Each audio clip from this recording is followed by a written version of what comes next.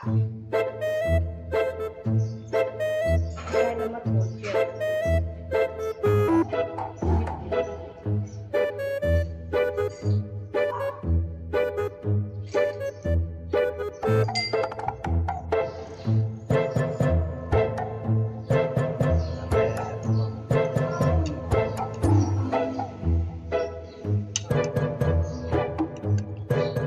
รัชชา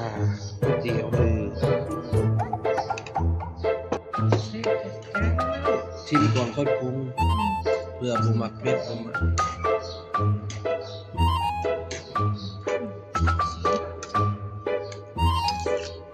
ชิมหมดเลยพี่น้องเลย ชิมกับพี่น้อง แซ่บขนาดพี่น้องเลย กินก๋วยเตี๋ยวกับเขาน้องเลยน้อง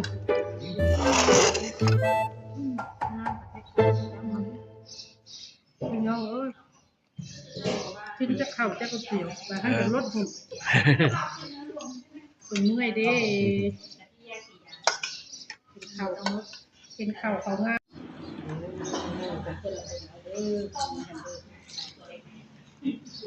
เสร็จก็หนึ่งอ๋อ